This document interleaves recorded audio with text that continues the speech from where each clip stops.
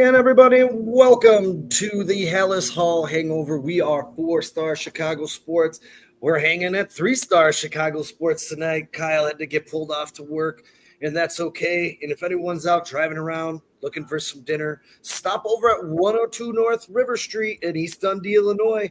Go drop Kyle a big hello and have a wonderful meal with great friends. Great times are always had at River Street Tavern, downtown East Dundee, 102 North River Street. And as we get into this, it is my favorite time of year. We're into March. Football's kind of dying out a little bit, but we still have some topics to go over. Should we get a dome? Should we not get a dome? Where's Caleb rank all time after his rookie season? Where does he rank going into next season? And, of course, stick around towards the end.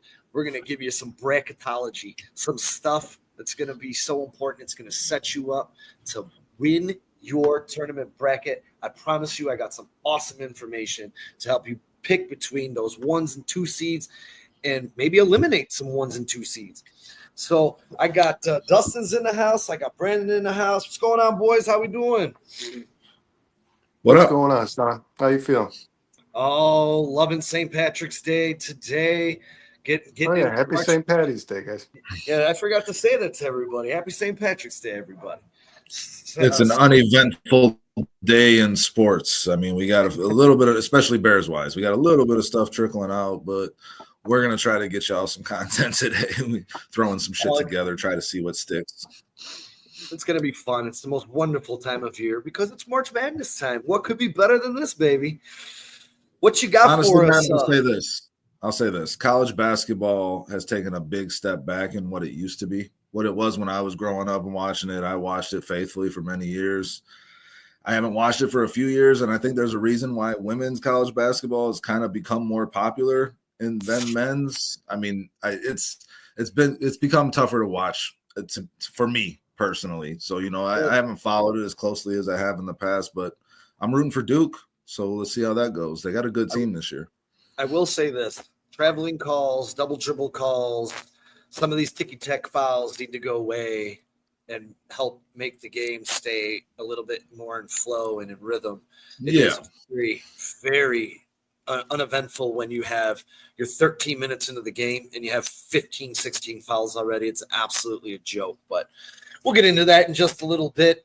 What do you guys want to start off with? The Bears dome, the Caleb? You guys tell me. How about this, man? I sent you guys earlier. I saw it going around on Twitter. It was like, who has the best wide receiver duo? Because Jamar Chase and T. Higgins both just got re-signed by the Bengals, right? 2 big contracts. Jamar Chase is going to make $40 million a freaking year, dude. That's the highest paid non-quarterback in football and the highest paid receiver, obviously. And you pair him with T. Higgins, right? And then you got A.J. Brown and Devontae Smith. Who else did they have on that list, Brandon? It was Puka Nacua and Devontae Adams, Jordan Addison and Justin Jefferson. They had Jackson Smith and Jigba and Cooper Kupp on this list, but I did not see Rome Odunze and DJ Moore. And my question was, do Rome and DJ belong on that list with these guys? Tyreek Hill and Jalen Waddle were another one. I mean, would you put those guys in that competition for best receiver duo in the league? Yeah, I think you have to. I think, to be honest, I don't think I'm going out on a limb here to say that the production that Rome Odunze and DJ Moore get this season will be better than DJ Moore and Keenan Allen did last season, right? And DJ Moore looks to be like the guy he was drafted to be at number 9. I mean, we saw flashes. The Bears' offensive line wasn't really good enough for plays to develop, but what we did see is the guy gets separation, he gets open, and he creates plays after he catches the ball. And I also think, Dustin, that it was strange to not see Amon-Ra and Jamison Williams on that list too. That's a good point. Yeah, the other tandem was Godwin and Mike Evans. Which is a great tandem. No, it is for sure. And I mean, again, I don't think if you were to say no, they don't belong on that list because they haven't produced together the way these other guys have. There's a good argument to make the other way too. You're really basing it on future projection because Rome showed a lot of traits that you want to see in a number 1 receiver this past year, and I expect him to get better. So if he gets more opportunity with a guy like Keenan Allen gone, does that turn him into a 1,300-yard receiver. And is DJ Moore maintaining that 1,200 yards? I mean, are you going to get double-digit touchdowns out of both? Does Caleb take that leap as well? Because that's a part of it too. There's a lot of projection that goes into it. I think talent-wise, Sean, DJ and Rome belong in that conversation. I think they do. I do agree. I think I'd still have them behind Chase and Higgins and Brown and of course, Jefferson and Addison. But I think they can make a run at Adams and Puka. They can make a run at Hill and Waddle. I'm just looking at the list. Definitely, I would put them ahead of Cooper and JSN right now. And Mike Evans and Chris Godwin are just, I mean, they're just dynamos, man. I think that'd be really close. But, Kyle and I, it's funny because we were just talking about this the other day, and Kyle's a firm believer. And I'll speak for him, and he could correct me if I'm wrong, but he's a firm believer right now that he thinks Rome Odunze will have over 1,500 receiving yards next year. And we were literally just talking about this. I think it was yesterday. I told him I kind of went back and I looked at Detroit last year, and Goff threw for 5,000 yards. And I think Amon-Ra had like 1,375, and Jameson Williams had 1,001 on the dot. Yeah, he was just over 1,000. Yeah. And then you had Laporta had like 726 or something like that. And then I went and looked at Tim Patrick because I was like, man, this guy has to have something. He only had like 326 receiving yards. You got a lot out of Jahmyr Gibbs in that Lions offense too, receiving wise. Yeah. So I do think that Rome will be 1,000-yard receiver. I don't know if I'm willing to push that 1,500 yard. That 1,500 mark yet. I still think that DJ Moore will be the alpha male, and they're going to play through him. And if I look at where they are right now, I see Rome as Amon-Ra, and DJ as Amon-Ra and Rome as Jameson Williams, as it sits right now. So I kind of expect kind of the same numbers that they had last year out of both of them, And if Rome went from 775 or something like that last year? 734 yards, 13.6 average, 3 touchdowns. Yeah, if he went up to 1,000, 1,100, I think we all be pretty happy with that. 1,100 yards from Rome would be great for sure. I mean, if he can be a consistent 1,000-yard receiver, that's what you're really looking for when you draft a receiver in the top 10 of the NFL draft. You're looking for you're looking for that Mike Evans level of production where consistently year to year they're a threat to get 1,000 yards. I do think Rome adding 400 or 500 yards to his total, Sean, going from 700 to 1,200 makes total sense when you take Keenan Allen's targets out of the picture, right? So, I mean, those targets are going to have to go somewhere, and Rome is going to make a leap. He has the physical abilities. He has the want to. I think right now they should be on this list, but they'd only be in front of a couple of these guys. Yeah, I agree. The established guys like Jamar Chase and Higgins, obviously not. You're not touching them. You're not touching A.J. Brown, Devontae Smith. I don't know about even Devontae Adams or Puka Nacua. Definitely not Godwin and Evans. So there should be somewhere on this list, and I think at the end of the season they will be.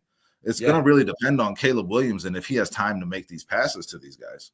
Honestly, Fox should have probably put them ahead of Cooper Kupp and JSN. And I love JSN and Cooper Kupp Cooper Kupp can't get separation from anyone anymore. And I'm a huge JSN fan. I like JSN too, but Kupp is not a guy that gets open in the NFL anymore. It just doesn't happen. I was going to say this too, and I think a guy who might steal production, and we heard this past week that Tyler Scott's going to get his shot in this offense. And I'm really excited about that because I loved him at Cincinnati. I thought he could take the top off of a defense, definitely stretch the field. So this is great to see that we might actually get some value out of this pick. Bringing in Rondell Moore and Nicole Hardman today was kind of, I mean, honestly, I would pass on Moore. Hardman interests me.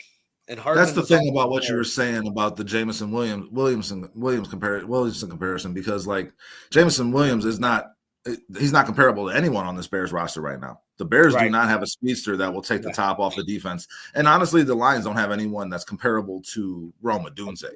But the Bears are looking for that speedster, and they did bring in Rondale Moore today and Nicole Hardman for visits because they're trying to add depth and they're trying to add speed to this receiving room. And so you're saying you wouldn't touch Moore, you'd be interested in Hardman. Brandon, what are your thoughts on that? Yeah, go ahead. Let's get back. Yeah, Moore would have to come at a real cheap deal. The guy hasn't played football in over a year, and he's had trouble staying on the field every season. I think he's only had one season that he played all 17 games, and he didn't play. I believe, right? Yeah, and he didn't play a snap last season. I did like Moore a lot coming out. He Yeah. was drafted. He was compared to Devin Hester actually, and he ended up being a better receiver than he was a returner as far as his tenure has shown in the NFL so far. McLaurin's a fast player. It seems like though everywhere he goes, he kind of falls short of his expectations. That's another guy that you're going to give a very minor deal to. Both these guys are 1 year players, but I'm with Sean. I like when it comes to speed. I like looking internally first. I like to see what Tyler Scott has. He's young. Hasn't had any health issues, and he hasn't lost a step because the guy hasn't played any football. Ant Mass asked, "What would be Moore's average annual salary?" I mean, Spot Track has him projected at a 1.5 million. I was just going to say he'd probably be around $1 million mark. When it gets back to Hardman and you look at Hardman's production, I snapped a screenshot at it here from 2019 to 2022, 151 catches, 2,088 yards, 16 receiving touchdowns, 15.2 yards a catch. And here's the thing I like the most. 1,423 special teams yards. This guy's a burner. He knows how to play on special teams. I think he would be a great asset. And he was also one of the last draft picks when Poles was still there. So there's a little bit of a connection with Poles and Hardman as well from Kansas City. So, and Hardman, I believe, also had the game-winning touchdown in the Super Bowl too, if I'm not mistaken. He's been a solid contributor to some winning teams. He's got speed. I mean, he also has hand issues holding on to the ball. That's a problem for him. He's a 1.4 million average annual salary. I like the youth and the upside with Rondale Moore. I like that this guy ran a 4.29 40 just a couple of years ago coming out of college. He's got a lot of speed, and he doesn't have just speed. This guy's a little mighty mouse. He's strong as hell, but his health is the main issue, right? He's a swole little dude that's fast as hell. But if he can't stay healthy, there's no point. But he would certainly be cheap, Brandon, and it could be worth the upside flyer, I think, with him over a Hardman if I'm making that decision. Yeah, I think the physical traits that Rondale Moore presents are obviously nothing like the Bears have. He's a perfect slot receiver, right? We don't have that. Even in Zacchaeus, I don't think the Bears have a true slot receiver. If Rondale Moore can stay on the field, he provides an element the Bears don't have.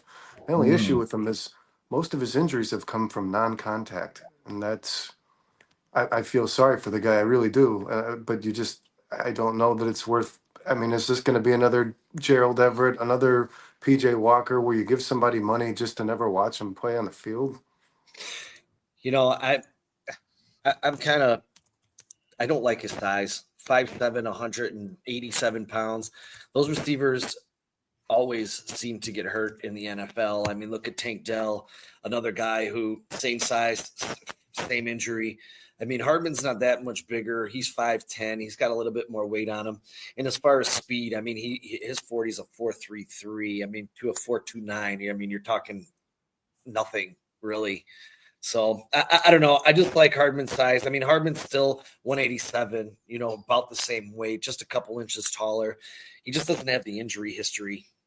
And he has better special teams numbers. And if I'm going to sign a guy like this, I want to utilize him in multiple.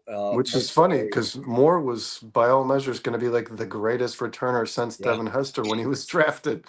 I don't think either one of these signings is going to make or break your team. I think it's again about depth. And again, it's about adding speed to this offense, which is a dimension that you just said with Jameson last year with the Lions. Sean, Ben Johnson wants that dimension in his offense. He wants that speed threat, the potential to take the top off the defense on his offense. So adding one of these guys would certainly bring that. And with Hardman, you get that veteran presence. And again, it kind of follows the trend that the Bears have been following so far and with their offseason moves is adding guys that have that experience, some championship pedigree, veteran experience, potential leaders on the team. Hardman fits more into that bill than Rondale Moore, that's for sure. But I think either one of them would be a good addition to the receiver room personally. And you're not taking a lot of risks signing one of these guys for $1.5 million a year for 1 year. There's not much there, in terms of risk.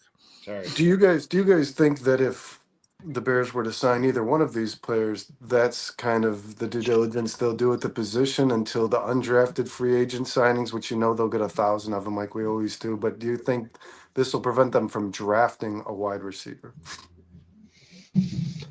I hope not. because there's some really good receivers in this class. I really, really hope not. I hope they can use a later pick on one of these guys. I think there's a lot of depth through round 5. You could pick up someone that could. Oh, another aspect to McCole Hardman's game, he is actually a pretty quality blocker too. And I know Ryan Poles is big on guys who work when they don't got the ball. So Sean would prefer a potentially drafting a receiver with one of your picks, not waiting for undrafted free agency. It really depends on what you're able to address right at the defensive end position. I think edge is a huge need, right? I think running back is something that Ben Johnson's made clear that he needs that power back in his offense. We've seen that. I think he wants that. So I mean, there's an offensive line still. So there's still things you need to address. Safety. But safety. But a receiver is a real option, I think. I'll say this: if they sign one of these guys and they're trusting in Tyler Scott with the Dunze and more here, I think it's looking slimmer and slimmer that we're going to be drafting a wide receiver. And maybe they don't. Maybe they don't foresee that, But we've been doing these mocks, and if you can slide in, in the 3rd round, and maybe walk away with Jaden Higgins, I mean, I think you're walking away with a lot of upside in the 3rd round. That's hard to pass up on for sure. Yeah. That is, and that gives you the element you're looking for. But at the same time, I mean, we were just talking about Rome and DJ and how we expect them to be one of the better receiving duos in the league this year. So how many targets do you have? Are the Bears thinking they need someone that's going to soak up 70, 80 targets? Maybe they're just thinking we need to throw a coalition of guys around these two that can kind of rotate in and fill in a couple of speedsters between Scott and if they sign one of these guys that just visited today and they're feeling pretty good about things, maybe that's the way Poles and Ben Johnson are looking at it. I mean, I don't know. I'm just kind of speculating. Yeah, and this wide receiver class is somewhere, I think, between last year's and the year prior. It's not as deep as last year's was, where you're going to have 4 first-round wide receivers, but I think it's certainly a little stronger than the year prior, where Quentin Johnston was the number, or I think Smith and Jigba, then Quentin Johnston were the 2 first-round receivers. Jordan Addison was the best receiver in that draft. And he went right. And then Flowers. Was Flowers a first-round pick at the end of the first round? Yes, he was. 19th overall, I believe, to the Ravens, yeah. And then Jalen McMillan, I think, was taken in the 2nd round to the Buccaneers, I believe. In this past draft, yes. Yeah. So I think there's like, if you're going to go after a receiver who's going to make an impact for you as a rookie, it's probably going to be 5th round or earlier, right? Otherwise, you're drafting just a little more depth, probably a special teamer. Well, and too, if you look at it, Rome had 101 targets, but he only turned those into 54 catches. So if he gets 101 targets again this year and turns those into, 75 catches, maybe gets up to 120, he's gonna be all right. I guess there's so many needs still that maybe you don't pick a wide receiver. I'm really confused with this draft right now because of everything they're doing and the fact that they're bringing in these guys. I really thought they'd be looking at going through the draft. Sean, you'd be adding about 350 yards to his total if he maintained a 13.5 yard average. And that's what you were saying. If you add 25 catches basically to Rome's stats, you'd be adding about 350 yards, which would put him, right around that 1,000-yard mark. And that's about where I have him. I mean, I don't want to set his expectations too high and then be disappointed if he doesn't meet them. But I definitely think 75 catches for 1,100 yards should definitely be in Ben Johnson's offense, very obtainable for Rome Odunze. So, and I think I don't think the book is written on Tyler Scott. I'll be interested to see what the Antoine Randall L effect is on Tyler Scott. And maybe we got somebody, a diamond in the rough, just sitting on our roster right now. I think that's the hope. And Broski says Egbuka is the best wide receiver in this class, and he said easily. I don't know if it's that easily. I mean, T-Mac is a really damn good receiver. Luther Burden is a damn good receiver. And I think Travis Hunter is a receiver. If I'm drafting him, I'm making him a receiver.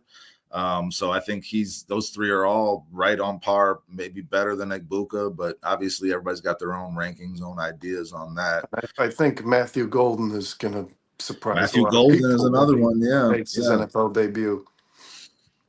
Egbuka, I think I see going late 1st and 2nd round a lot in these mocks, but you never know until the draft starts happening. I liked him a lot at Ohio State. He's a damn good receiver for sure. Yeah, they always got to pitch a guy you can't pronounce. Sean, your mic is doing some weird stuff, my man. It's like clicking in and out. Bears need speed at wide receiver, 100%, broski. That's kind of what we're talking about, and that's obviously why they brought in Rondale Moore and Mecole Hardman today. I think they will be signing one of these two guys. And the more depth you have in the receiver room, I think the better it is. I don't think that keeps them from drafting or going after undrafted free agent, Brandon, like you were saying, at the receiver position. And that's another point I wanted to make, Dustin, is depth, guys, is not just about having somebody to relieve a DJ Moore or Ramadunze. The risk of injury at this position in the NFL is pretty substantial. You could see DJ Moore, Ramadunze missing a game or two. We pray they don't, guys. But the reality is it's a violent sport, and they're the guys that get hit the most. So if you have, Zacchaeus and a Mecole Hardman, and you lose one of your starting receivers for a game or two, these are the guys who will fill in, not a rookie that you take in this draft, right? Yeah, for sure. And I mean, to go from Keenan Allen being that guy to Zacchaeus or Mecole Hardman potentially, that's really hard to swallow, man, for sure. Yeah. But you can't keep Keenan Allen and fix the offensive line to the extent that Ryan Poles has. How you sounding, Sean? Let's hear you. I don't know. You tell me. Is it sounding better? Man, you sound great. Right. You sound great. Welcome back. Yeah, Sean, we were just stating that a receiver signing like this would be more for depth, maybe in case of an injury. Because if you do draft a rookie and let's say DJ Moore, Ramadunze get injured, you're not just going to plug a rookie in to play the starting role. It's going to be one of these guys who's played in the NFL, like you said, Mecole Hardman, who's got some experience. And it's kind of scary, though, man, because, I'm not a fan of these little guys, but I guess Mecole Hardman, 5'10", 187 is not terrible, but I just worry about injuries with these guys, man. They take these big hits, and they wind up missing a lot of time. So, well, generally, your slot receiver is going to be around that size, man. And that's how they're able to generate the speed because they're not carrying around as much weight. Those are the guys that, I mean, you're right, Sean. Those are the guys coming across the middle that get their heads knocked off. And Caleb put receivers in bad situations. I love Caleb. He's learning, but he put DJ Moore's body out there a whole lot, guys. And I think that'll improve this year, especially with the tutelage that he'll be under. I with think Ben Johnson. Yeah, I think this was much needed for him. I think the game's going to be much simpler, and he'll be able to absorb it and protect his players a little bit better. I just hope for my biggest hope with Caleb is the schoolyard freelance shit just calms down just a little bit, and he can compartmentalize that, use it when he needs to, but not make it his immediate fallback, which happened a lot. And he was under duress, so I don't want to hold it against him too much. 68 sacks worth of duress. I mean, and that playground aspect of his game is what will separate him from your average quarterback. So you don't want him to lose that, Sean, right? You want him to, like you're saying, kind of keep him under control, but still have that in his back pocket for when things do break down. But I mean, I think this is a seamless transition into what else we wanted to talk about, guys, in terms of what's that second year look like? Because me and Brandon talked about on the bare minimum, like the two things that held Caleb back the most last year, right, was coaching, play calling, and offensive line. Now the Bears have gone out and they've hired a new head coach who is the play caller and was the best in football by all accounts going into this offseason, right?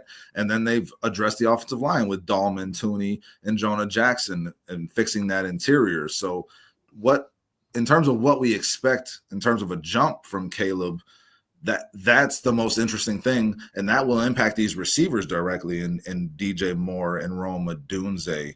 I mean, what can we expect from Caleb in year two, guys? From your mind, Brandon, like what are you expecting to see? Huge strides, Dustin, and I'm not saying that as a Bears fan. I saw something in Caleb Williams that you don't see very often in rookies who are under duress as much as he was. He wanted to play in structure. He wanted a pocket. He often stepped forward where I was losing my mind. Like, because there was nowhere to step up there, man. He did not. Caleb Williams does not like to improvise. He wants to play the way the game is called. So I believe that with Ben Johnson and a little more protection up front, he is the perfect fit. I think a lot of analysts had concerns about Caleb Williams' ability to play in structure. I do not. I think that's exactly where he wants to be.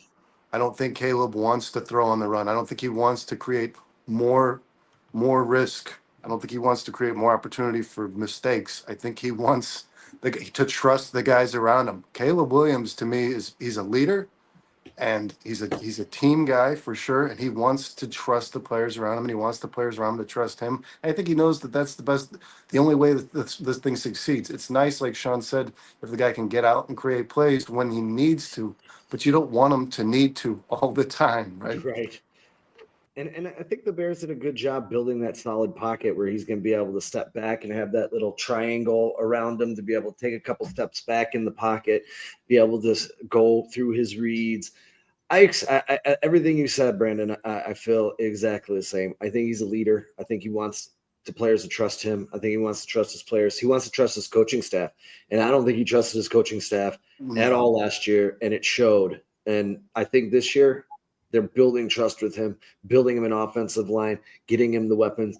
I think they're doing the right things. And I'm with you. I expect him to take off. I expect him to be the Bears' first 4,000-yard passer. And I would expect 30 touchdowns out of him next year. And if he were at 25, I wouldn't be disappointed in that either. But 4,030, I think, is well within his reach. I've done some research here, guys, to kind of put some realistic expectations on what realistic, let's be realistic about the results he had as a rookie, and let's be realistic about what we should expect in his second year. And I went based on some pretty prominent, really good number one overall quarterbacks, only number one overall quarterbacks. I'm going to read you their rookie stats, and you guys tell me who you think they are. All right. The first one, 56.7% completion percentage, 3,739 yards, 6.5-yard average, 26 touchdowns, 28 interceptions, 71.2 quarterback rating. Can we get a year? No. Jesus, that's really tough. That's Peyton Manning, guys. I was going to say Peyton Manning because the 28 interceptions. So Caleb's stats, Broski's got him right here. He had a 62.5% completion percentage, 3,541 yards, 6.3 average, 20 touchdowns, 6 interceptions, and an 87.8 rating, quarterback rating. So, that's the baseline that we're looking at. Here's my second quarterback that I pulled up, guys. This quarterback had 60% completion percentage, 4,051 yards, 7.8 average yards per throw, 21 touchdowns, 17 interceptions, and an 84.5 rating. How many touchdowns? 21. Is this Stroud? Nope. He wasn't the number one overall quarterback, so he wouldn't be on this list. Oh, that's right. Camel Toe Inspector, what up? Broski Bear. That's Cam Newton, guys. Cam Newton's rookie year with the Carolina Panthers, right? If you give me a year. Camel Toe came in at a perfect time. But Cam Newton's second year, guys, 57.7% completion, 3,869 yards, 8-yard average, 19 touchdowns, 12 interceptions, and an 86.2 rating. Now, Peyton Manning's jump in his second year was huge. 62.1% from 56.7, 4,135 yards from 3,739, 7.8 average, 26 touchdowns, 15 interceptions, and a 90.7 quarterback rating. That's Peyton Manning year 2. All right. Do you guys want to stop the guessing? Is that just kind of cumbersome at this point? It's so broad. You're exposing my lack of knowledge on first overall pick. Yeah, right. Here's another one. 54% completion percentage, 4,374 yards, 7-yard average, 23 touchdowns, 18 interceptions, and a 76.5 quarterback rating. Rookie season. Jesus. Played for Stanford in college, guys. Oh, Andrew Luck. Andrew Luck, yes, that's Andrew Luck's rookie season. Incredible rookie year. He really did. But compare it to Caleb's. He had a lot more yards and he had a better average, but the touchdowns are pretty much on par. He threw a lot more interceptions by 12. Yeah, that's the thing that kind of separates. Most first overall picks threw a lot of interceptions, and Caleb, under as much duress as he was, it's impressive that his number was so low. And I think he threw like 5 between 2 games. The Andrew Luck jump in the second year, he went to 60.2% completion. So he jumped his completion percentage by 6%. 3,822 yards. He went down in yards. 6.7 average. He had 23 touchdowns, and he brought his so that's the same, but he brought his interception total down to 9 from 18. So he cut that in half, and that brought his quarterback rating up to 87. Compare that to Caleb's rookie season of 87.8 quarterback rating. Caleb's looking pretty good so far compared, like Andrew Luck was a generational prospect, right? Those numbers are. What's that, Sean? Yeah, I was just gonna say, unfortunately, his career was cut short, man. Like he would have been a first ballot Hall of Famer. 100%. This next guy, you guys both like a lot. His rookie season, he completed 63.8% of his passes, threw for 3,725 yards, had a 7.7 average yards per throw, 27 touchdowns, 14 interceptions, and a 93.7 quarterback rating. Is that not Jared Goff? Nope. No. Jameis Winston. You guys really like this guy. He's still playing. Baker Mayfield. It's Baker Mayfield. Good job. Baker Mayfield's rookie season. Good clue. Good clue. First relevant quarterback to play for the Cleveland Browns. Yeah, in his second year, he was still pretty relevant. 59% completion percentage. So his completion percentage went down. His yards went up to 3,827. His average went down to 7.2. He threw 22 touchdowns, and his interceptions went up to 21. Quarterback rating of 78.8. Okay. So, I mean, you see regression, you see progression. It's not a linear thing with these rookie quarterbacks jumping into their second year, which is why I average these things out. I have 3 more quarterbacks that I threw out here. This one threw for 65% completion, 2,688 yards, 6.7 average, 13 touchdowns, 5 interceptions for an 89.8 rating. Bryce Young. Trevor Lawrence. Is it Close. Bryce Close. Young? No, not Bryce Young. This guy's still playing, just got both of his receivers paid. Joe Burrow? Joe Burrow. Only played 10 games his rookie season, guys. So those are pretty solid numbers for 10 games. I was going to say, for a full year, that sucks. It's only 10 games. Now here, year Joe 2. Burrow sucks. This is what you want from Caleb right here. Watch this. Year 2 went from 65% completion to 70.4. 4,611 yards, 8.9 yard average, 34 touchdowns, 14 interceptions, and 108 quarterback rating for Joe Burrow in year 2. Huge jump this guy took in year 2. And I mean, that's what you're hoping for, right? Yeah, his completion percentage jump was pretty incredible. I think that's what Caleb's going to do. I don't see regression. I see progression with him just based on what's going to I mean, you look at what the Bears have done to put these things around him, right? That's what you're hoping for.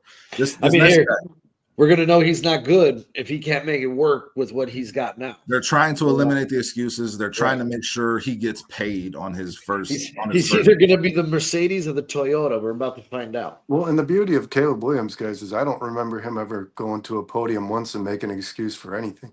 No. Matter of fact, I think there was times where he tried to take the responsibility on himself when he knew damn well he just doesn't have the tools around him and it was one of the play things the best football he can. I was going to say, it's one of the things that made me respect him the most off of last season. He's a consummate pro, right? Yeah, he lets you know he's the leader of this team, and he took the reins in year 1 through a terrible season and said, hey, man, this is my team, and this is how it's going to be. And he held accountability for the shit that they put around him, and that was huge, man. That's like a badge of honor, dude. Yeah, when he came out and said, I keep reading my offensive line is bad, and that's just not true, I was like, that's commendable, because a lot of these guys, man, have an attitude. You're getting your ass kicked. It's easy to come out there and say, I'm not getting time to throw the damn ball. You know what I mean? It's easy to come out and just maybe throw some shade at somebody. But the answer to that question is Jay Cutler, I believe. Wasn't it last year with Caleb Williams? He said before Caleb. He clarified before Caleb. It was sorry. Jay Cutler before that. Yeah, 2009, wasn't it? Or it might have been 13. I don't remember. But yeah, it was definitely Jay Cutler. I got 2 more quarterbacks for you guys, and then I kind of put all these things together, all right? This quarterback threw for 59.6% completion percentage, 3,641 yards, 6-yard average, 12 touchdowns, 17 interceptions, and a 71.9 rating. This is another guy that's still playing. Is this Jared Goff? Is it Goff? It's Trevor Lawrence. He throw that many interceptions? Wow, I didn't know he threw 17 interceptions. to 12 touchdowns. Yeah. Now in year 2, he jumped to 66% completion, 4,113 yards, 7-yard average, 25 touchdowns, 8 interceptions, and a 95.2 rating. So he improved across the board. That's why I still believe in every statistic. And then the last guy here, I got 59.8% completion, 2,877 yards, 5.5 average, 11 touchdowns, 10 interceptions, 73.7 quarterback rating. This is Bryce Young. I was going to say it's got to be Bryce Young. Yeah. 100%. Now this past year, 60.9%, 2,403 yards, 6.3 average, 15 touchdowns, 9 interceptions, 82.2 QB rating. So he improved as well. You're seeing a pretty consistent trend of improvement. So year 1 total for these guys, 59.9% completion percentage. This is everybody totaled and averaged out. All right. 3,585 yards. So Caleb was better in completion percentage. He's right on at yards at 3,541, 6.75 average. His average was 6.3, 19 touchdowns. He threw 20 touchdowns, 15 and a half interceptions. He only threw 6. So he's well ahead of the curve in that regard. And an 80.2 QB rating. He had an 87.8 QB rating. So he's already ahead of, look at Peyton Manning, and Cam Newton, Andrew Luck, Baker Mayfield. These are number 1 overall quarterbacks that you're comparing him to. If you compare his sacks to those guys, it's worlds away from the average number, I'm sure. I don't think any rookie or first overall quarterback got sacked anywhere near, 72 times 60? I don't know what it was. But he was under a lot more duress than a lot of those guys, for sure. 100%. So. But if you look at year 2, they jumped to 62.4% completion average, 3,825 yards, 23 and a half touchdowns. So that 25 number makes sense, Sean. That's a realistic number for Caleb in year 2. 12 and a half interceptions and an 89.7 rating. So we're looking in that 4,000 yard range for Caleb. Realistically, he's going to increase his completion. His completion percentage will stay maybe the same, but if he increases it, he'll be above that curve. If he maintains the interception trend, he'll be well ahead of that curve. And I mean, his quarterback rating is right on par with these quarterbacks in year 2. So, I mean, I think 4,000 yards and 25 to 30 touchdowns, those are totally legit expectations for Caleb with the improvements that the Bears have made offensively so far this offseason. You know, the one guy you forgot to put on there that would have been be a good comparison with the sacks that he took would have been David Carr. Yeah, Carr's numbers were pretty rough. He beat the shit. He holds the record. I wanted to grab some of the better ones. I wanted guys like Joe Burrow and Peyton Manning on here because I wanted everyone to see that. Because like Caleb got shitted on by a lot of people here in Chicago for his rookie season performance. He still is being. Some of those people are ridiculous, I believe. But I just kind of wanted to prove the point that these rookie quarterbacks do not just come out of blazing year 1 always. Jaden Daniels is an anomaly. And year 2, you expect to see progression just if you look at the averages of these numbers. So you should expect Caleb to continue to improve and year 2 to be kind of a jump off season for him. Yeah, I agree. I'm all on board. Yeah, Broski, I'm with you. I'm all on board here. I'm thinking, what did he say? So he's saying like that was basically his second year prediction. He dove into the numbers the way that we're doing here, and these numbers I think are good are a good baseline because you're looking at guys who were generational talents really coming out of the draft. Number 1, these are only number 1 overall quarterbacks here. And the only reason I was saying David Carr is because David Carr was projected to be an incredible quarterback. He was, in the league, and he faced immense pressure. I think Brandon, you said it. I think he still holds the record for most sacks in the season. 78. And he didn't fare so well in comparison. Caleb played pretty well under just about the same duress. I mean, obviously a little bit less, but very simply could have broke that record. And Caleb kept his health. I do believe that David Carr eventually suffered some pretty severe injuries in his career too. So that's the most important. I mean, that was also at a time when the quarterback was not protected the way the quarterback is protected now. That's true. So that's a huge difference with that. And that's the big thing too, guys. A testament to Caleb Williams is his health. I mean, he's always been pretty reliable, durable, even through his collegiate years, his high school years. The guy got his ass kicked. A lot of quarterbacks might have sat a game in a season in which you had a 10-game losing streak, right? We even saw Justin Fields miss a few games just to kind of nurse something. This guy stuck around. He stayed there. He wanted to show his team, like, doesn't matter how bad we are. I'm going to be out there trying to win football games all the way down to the Packers game, which he threw a pass to put the Bears in position to win, right? So I believe, Dustin, that his jump from year one to year two is going to be pretty substantial. I think it'll be probably the greatest of the five rookie quarterbacks selected in the first round last season. So in that vein, if he were to jump to 65% completion, 4,100 yards, 6.8 average, 25 touchdowns, let's say 10 interceptions for argument's sake, because 6 is that's an anomaly on these rankings, right? Yeah. And then 90 rating. Does that make him the best quarterback in the NFC North this year? Do those numbers propel him above Jordan Love? Do those numbers propel him above Jared Goff? And if I could say this, not being biased, I think he is already the best quarterback in the NFL. Okay, so the answer is yes. Well, I really do. I think he provides an element that neither of those quarterbacks provide, and that is what you said, Sean. And like you said, you don't want to rely on it, but his ability to improvise and his ability to throw on the move, his ability to throw on the move is what impresses me probably the most compared to guys like Jared Goff, who remain in the pocket and feel most comfortable there. Caleb Ben Johnson's gonna have a lot of fun with that aspect of Caleb's game. Yeah, and you want a moving pocket. action. You don't want him just sitting there like a lame duck. You want Caleb's best on his when he's moving around, but he's going to rush for another 500 yards, guys, which is something these NFC North quarterbacks just aren't going to do, right? I mean, Caleb's going to provide you a lot of first downs in a lot of different ways. And I think that if he improves, like Dustin just said, with those numbers, if he improves to that as a passer, he is certainly, and I mean by far and away, the best quarterback in the NFC North. And one of the top ones in the NFC, probably, if you really start to look at that, right? And I mean, Jaden Daniels, the thing that made him so good was his ability to get a first down. That was really it. He could get a first down with his feet. The plays. Just whatever he needed to do to get the first down, teams could not stop him on fourth down. And that's what made him so dangerous. And you can see Caleb doing something very similar to that in a Ben Johnson offense, I think. And that's a huge step for him, I think. Yeah, and Ben Johnson's going to be very aggressive on fourth down. He has proven that to be so, right? The Bears are going to go for a lot of fourth down conversions, I think, next season. I think you may be right. I think if you have that element of trickery and you're getting into the 21st century in offense finally for the first time in my life, I think maybe you take a little bit of risk, and this coaching staff, I know a lot of people, we're all sitting here, we're wondering, we really don't know what they're going to do. We don't know what this coaching staff's going to bring. We're drawing conclusions off of what happened in Detroit. He's already come out and say, hey man, this is going to be completely different than Detroit. We're not going to be doing the same things, but maybe he is, maybe he isn't.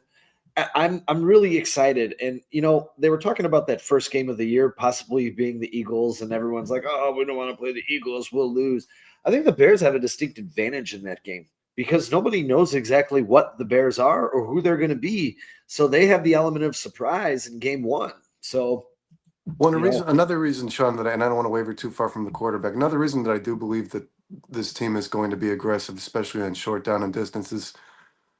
This is why Ben Johnson is pretty adamant about getting a Caleb Johnson, getting an Amarian Hampton, getting a big running back that can take some hits. When there's 3rd and 1s and 4th and 1s and the short yards to gain, when those things happened for the Bears last season, they weren't necessarily the worst in the league, but there was no player in the backfield that I thought you could have relied upon. Ben agree. Johnson wants a guy that's going to carry the ball for 1 yard no matter what happens at the line of scrimmage, right? Yeah, and we'll put this back up for you, Trax. That's what I think of. Jordan Love, and that's what everyone should think. Because personally, I think he's overrated. I mean, you don't have to think like I think, but I think he's overrated. And he's certainly a guy who can be exploited. Hell yeah, notorious Judkins. I was waiting. Justin makes an appearance as soon as Judkins' name pops on the board. I did forget Judkins when I was talking about power backs. Yeah, Judkins is another one, guys. It's very clear that it's very clear that Ben Johnson wants to get somebody like this, and I do think Ben Johnson, guys, had a lot to do with the aggression on 4th down in that Lions offense. He wants a big body back for something like that. You want 4th and 1s, 3rd and 1 carries.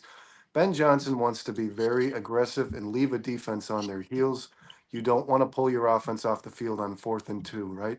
You want the defense to be tired. You want the defense to be exhausted and even annoyed by the fact that you're not punting. I don't want to see Torrey Taylor a whole Fuck, I lot. gotta defend you again on this Yeah. down. Yeah, you want the defense to be feeling that way for sure. And I think Ben Johnson is a master at that. Yeah, I think Dan Campbell instilled that a little bit in him. I think Dan Campbell told him you can't have no fear, man. You got it. The big part of winning the game of chess is the mind game, right? You want to mentally beat these guys down on defense, Dustin. And what's the worst feeling in the world as a fan? When your team stops somebody on 3rd down and you're like, oh, here we go, 4th down, we're getting the ball back, and you see the offense come back out, you're like, shit. How deflated is the defense when they pressure. give that first down up? Yeah. Yeah. Hey, really quick shout out to the Weavers. They just text me. They're watching for the first time. So thanks for tuning in. We love you guys. On, Thank you so much. Dream Weavers. Yeah, I knew I knew you'd like that, Junkins. You know what? Hey, man, I don't care if the Bears get Junkins. I don't care who the Bears get at that running back position. I just want it to be a player that fits and can do what Jahmyr Gibbs could do in Detroit. And look, Gibbs is a special player. I get it. He's electric. He's amazing. He's awesome.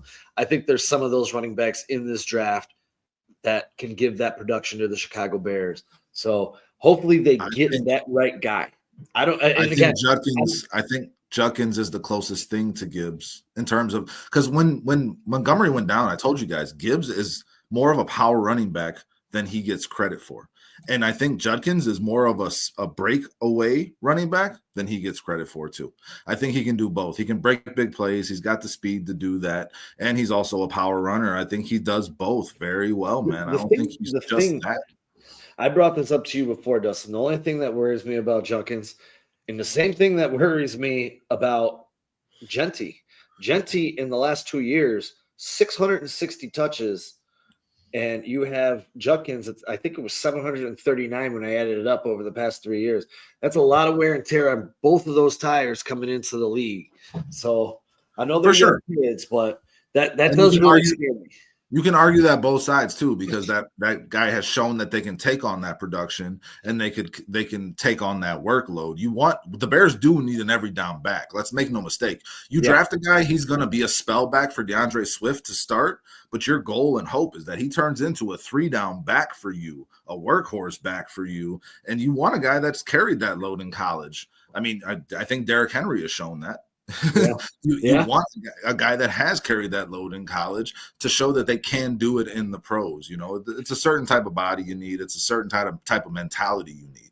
Notorious dropped the S word. Dustin, be careful. Close your eyes. Scatabo. Is it boo or bo? I hear people say scataboo. I don't think the Scattaboo is so far out of the reach of where the Bears are going to be drafting a running back. I believe they're going to do it in the 2nd round, and you're going to have some quality options. Scattaboo is going to be a guy that falls pretty far down. I don't think the Bears will be looking to target a running back that late in the draft. This is a position that's very important to Ben Johnson. I would almost say, guys, that he wouldn't be looking for a running back as aggressively as he will be in this draft if he was looking for the lightning aspect of this offense. I think the Thunder is what's more important to him. And if you get your hands on Jahmyr Gibbs, it changes the dynamic of everything, right? But oh my God, yeah. I think Ben Johnson feels that he needs that ground and pound back that can get you a yard or two when you need it. Yeah. And like I said, I think a guy like Judkins is both of those things. I think that's what you need to be looking at, a guy that can do that, but also has big play potential. And I think Genty obviously falls into that category. And I think Omarion Hampton falls into that category as well. Caleb Johnson, he's more of just a power back to me. I don't know that he's a every down back, but Omarion Hampton's a great receiver out of the backfield too. He's the better receiver of all these backs that we're talking about in terms of production. So, I mean, that's something to think about as well. I'll drop one name. I know I'm going to be called the homer. Devin Neal. Don't forget about Devin Neal, man. That guy is good as hell, dude. He is good as hell. He's a 3-down back. He's going to be in this league, and he's going to make a GM look really smart late in this draft. I think he's projected to go 205th.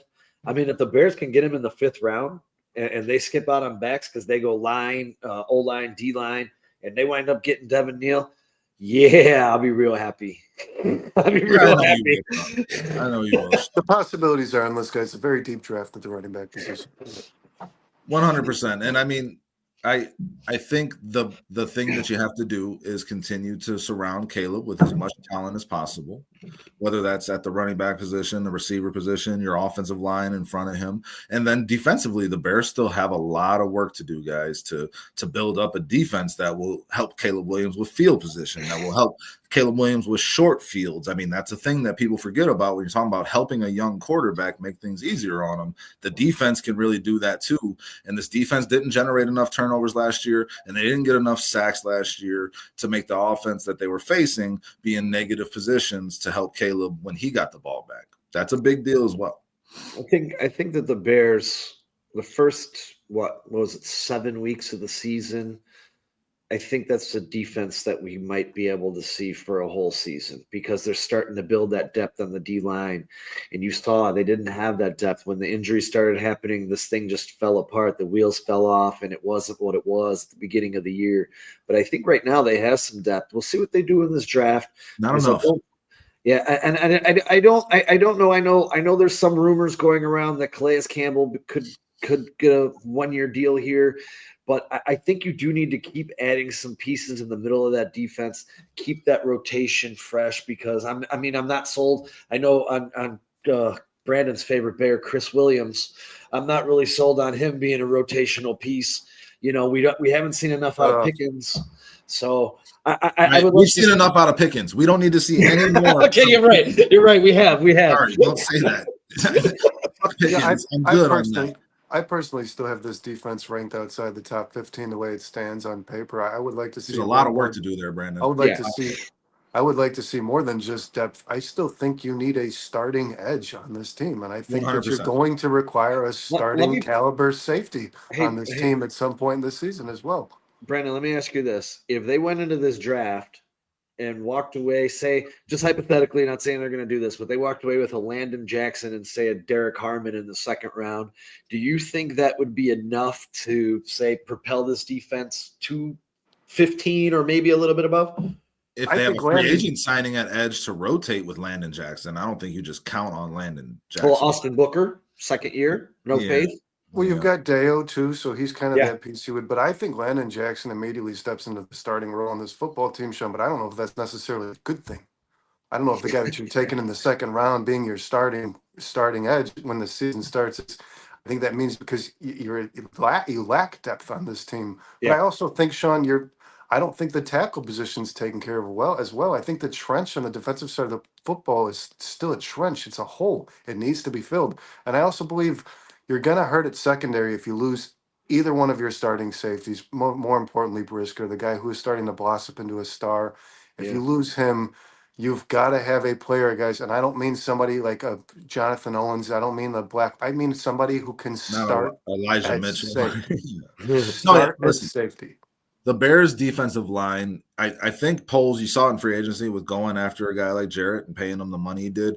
He understands that the trenches is the key, the front four on the defensive line and keeping that rotation fresh because that impacts everyone else more so. Like the safeties don't impact the defensive line really. I mean, they can hold the coverage a little bit to where you get a late sack, but if you're getting consistent pressure on the quarterback, that makes the secondary's job easier. If you're plugging holes as a defensive line in the front four, that makes the linebacker's job easier to just fill a gap.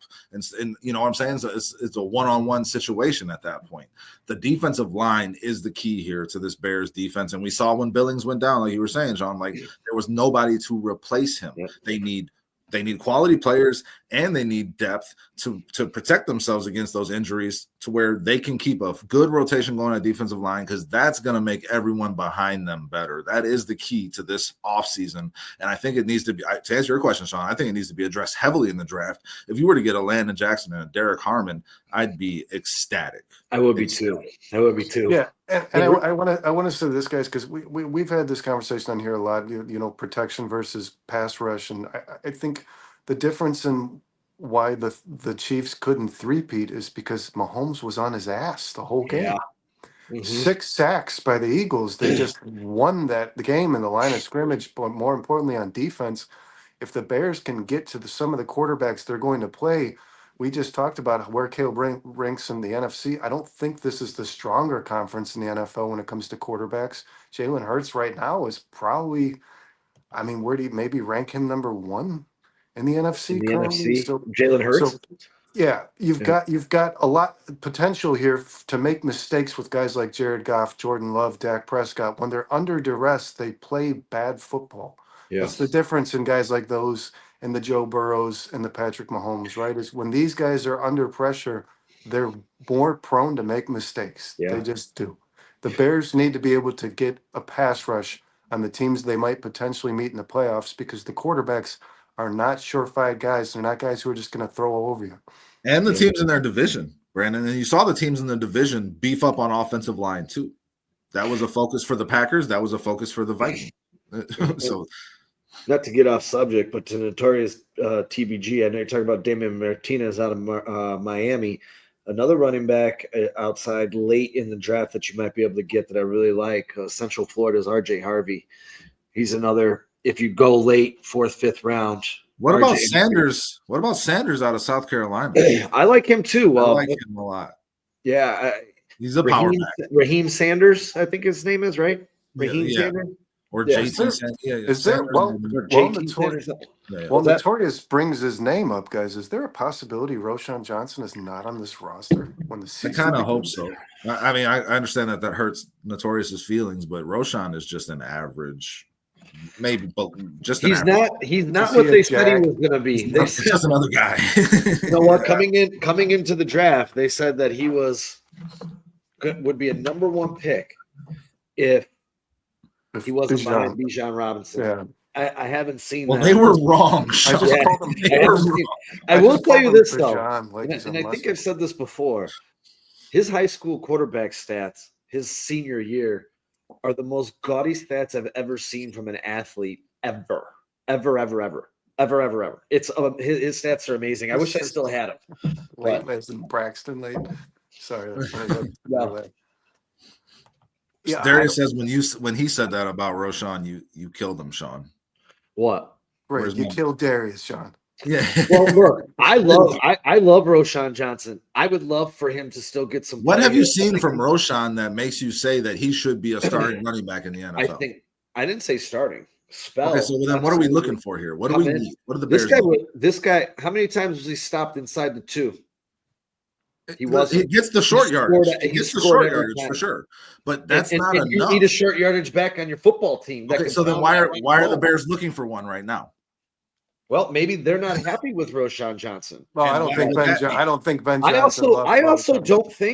I think they drafted Roschon Johnson. I don't think Roschon Johnson's ever been given a fair shake here in Chicago. Tyler Scott hasn't been given a fair shake here in Chicago. I mean, these draft picks that Ryan Poles has taken have not really been given a fair shot here in Chicago. Roschon's had some concussion issues. He's had some injury issues. But he's also been on the field, and I mean, he doesn't stand out. That's all I know. He doesn't stand out. He doesn't. He just kind of does what you need him to do. Which there's something to be said for that. And I don't want to knock him too hard, but there's a reason that we all want the Bears to draft a running back. It's because Roschon Johnson is not what we wanted him to be when he was drafted.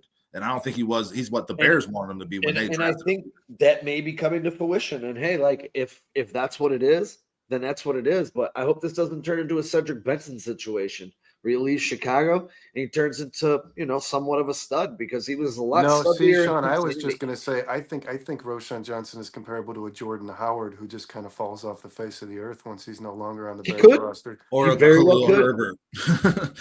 Josh Connerly, Notorious brings up Josh Connerly out of Oregon. I think that guy's a sneaky left tackle prospect in the NFL. I don't know. He's not going to be available in the 4th, I don't think. Maybe in the 3rd. No. He'll probably be a 2nd-round pick, but I would not be opposed to taking a Josh Connerly to be your future left tackle, to take Braxton Jones' spot. I think Josh Connerly gets slept on a little bit. I agree with you there, Notorious. And I don't know if I agree with you, Trax, here. I don't know if Leland Wheeler's just a guy in a sweatsuit. I think that he showed a lot before he got hurt. I'd like to see him get a little bit. He also wears glasses. Yeah, he's built like a Mack truck, dude. I really liked the way he ran. I liked Ian Wheeler. It's unfortunate he got hurt. We didn't get a chance to see him, but I'm not going to throw shade at him just yet. I like what I saw in the brief opportunities that he had for the Chicago Bears. What's interesting is he was actually signed by the Bears to be a returner. He carried the ball his senior year in college 4 times. This guy wasn't a running back in college by any means. He was just listed at RB on the roster. Right. But the Bears, for some reason, decided to give him a shot during the preseason. I don't know if that was just See, guys, we had nothing to talk about on a Monday with no news, and now here we are diving deep into Ian Wheeler. Ian Wheeler is a good story. I loved him on Hard Knocks. It sucks he got that injury because I think he would have showed something. And I honestly like his potential more than I like the potential of a Roshan Johnson. I'll say that. I agree. There's a reason the Bears are in the market for a running back in all of our minds in this upcoming draft, guys. There's a reason. And I always have to clarify things. I'm not saying he's the next Walter Payton, okay? I think he could be a decent player in the NFL. Dude, you said he was going to be great. No, I think he could be a good NFL player. Are you talking about Ian Wheeler? Yes. Well, he had the highest return efficiency rating in college football when he was signed.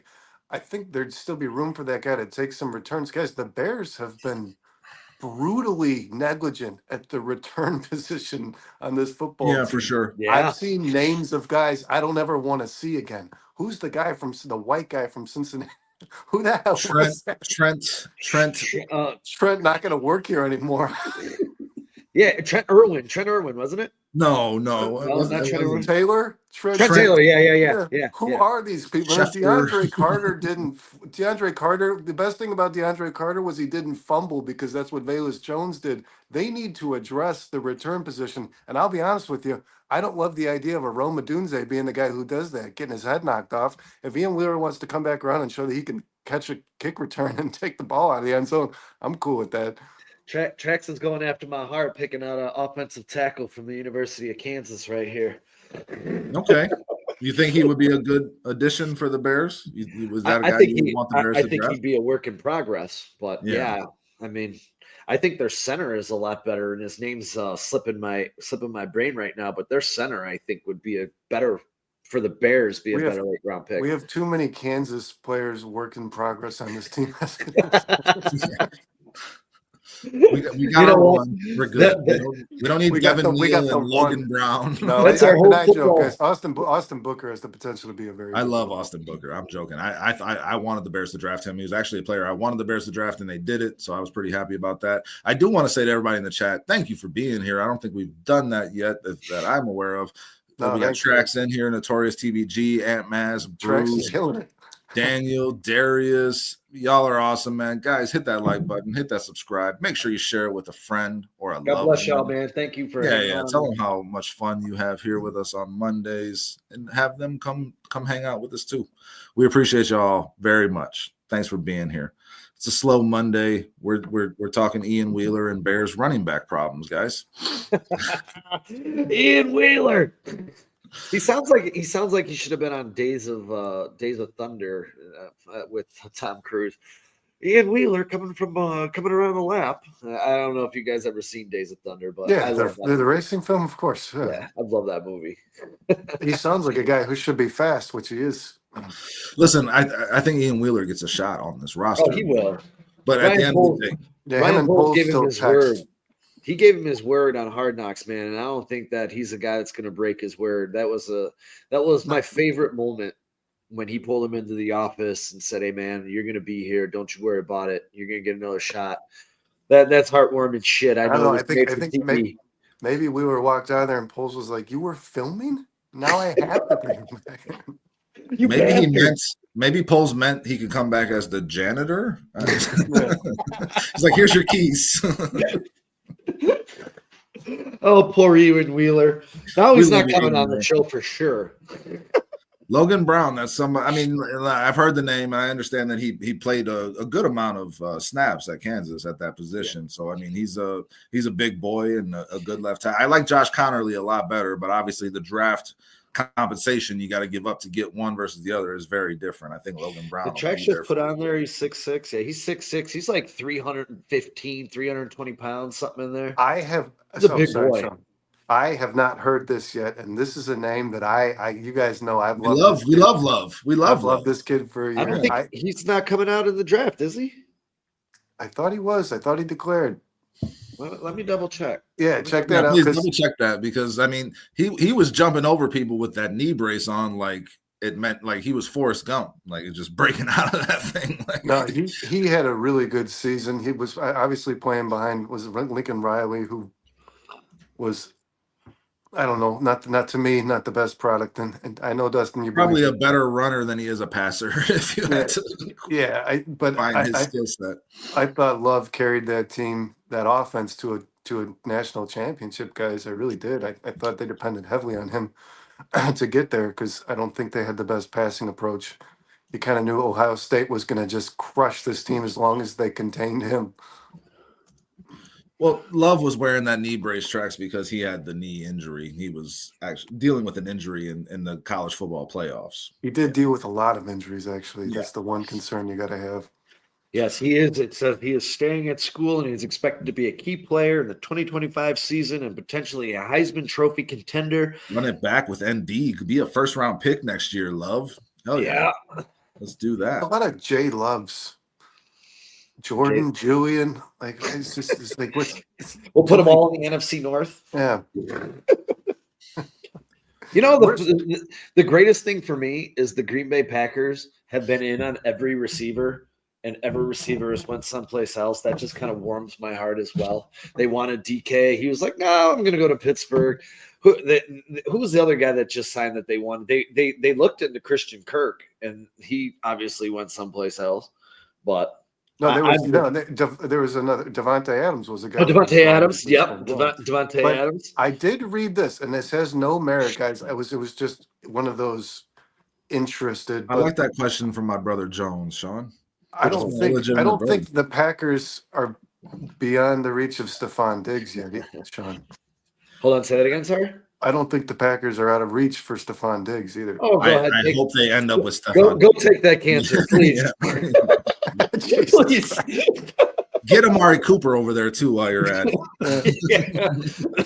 Oh, please. Yes, please, Packers. Just take them both. Yeah, and listen, Illinois Jones asked, would you trade 10 and 41 to move up to 4 if Carter from Penn State is there? I would do that in a heartbeat. Yes. There's no way they would accept that trade. That's not enough to move up 6 spots, I don't think. But, I mean, I like the idea of trading up for an Abdul Carter. And if that's all you're giving up, Sean, you can't say no to that. Trax is saying Diggs got signed. Not that I saw, unless that happened today. This is going to be an unpopular opinion, guys, but there's 2 players I would trade a lot of capital for, and it's Travis Hunter and Abdul Carter. Travis Hunter is another guy. I don't care if the Bears need him or not. You put that dude on this football team, you just change the dynamic of both your offense and your defense. He is a play maker, guys. And when I say that, I mean, I know that Will Johnson's a lockdown corner. Travis Hunter knows how to get to the ball. And I think this as well. Dustin, we texted about this a little bit last night. His ability I think he's still a free agent, guys. Diggs is still a free agent. They're saying there's a rumor swirling around. He's headed back to Buffalo, and he's in talks with Jerry Jones, is what I'm seeing right now. Yeah, the Cowboys would be interesting. Buffalo is the one that I saw was pretty interested, and I think the Raiders had peaked some. And then I think the Chiefs. I read tracks. The Chiefs I read were making cap room to maybe talk to Keenan Allen. Really? That would be interesting. I'll say this. Keenan Allen is a much better free agent at wide receiver than both Diggs and Cooper. If I was a team in need of a receiver, I would be going after Keenan Allen over either of those 2 guys easily. Yeah, I'm not a big fan of Diggs. I don't want that guy anywhere near my damn football team. Nope. Kyle called that out a few years ago. That guy's always been a problem. I don't think the Bears are going to be trading up for Genty. Illinois Jones. I don't see that happening. I mean, I don't know that the Bears would have to. I think the Bears might trade out of their pick and let Genty go to the Cowboys. Or, I mean, if the Bears can accrue some draft capital and move back a couple spots, I am all for it, man. The more everything I'm hearing and reading is Genty is all but going to Las Vegas. Oh, another team that showed a lot of interest in Stephon Diggs is the Patriots. Oh, yes. That makes sense because Drake May needs a receiver. He needs a receiver badly. They have nothing there in New England as of right now for their where are they drafted? They'll definitely. The point that Trax is making right here in terms of what Illinois Jones asked, there's just too many good running backs in this draft to give up draft capital to move up for one of them. I think agree. In the second round, you can get a guy that's pretty on par with Genty, unless you think Genty is the next coming of Barry Sanders. This is not a popular opinion, but if you compare the level of competition that Ashton Genty played, and guys, the kid is a stud. He is a really damn good football player. I believe that there's potential for some of these other backs. The Cylons are back. All right. Marion Hampton and Quinshawn Judkins could be better than him. Hey, Brandon, you were cutting out. Yeah, you're cutting out throughout that. But welcome back. Welcome back. The Cylons were trying to get you again. Do we want to do a mock, or we just want to get into this bracketology, our bracket idiocy that we got going on here? The bracket idiocy? That's up to you guys, man. Whatever you guys want to do, I'm down for whatever. Yeah, we're pretty chill today. We're pretty. Well, I don't know. I mean, is the chat interested in us building a 4-star bracket? We got March Madness going on here. Duke's gonna win the whole thing. Sean's in agreement. So no, they're not. Sorry, guys. I lost volume there for a second. I don't know if anybody even heard what I said.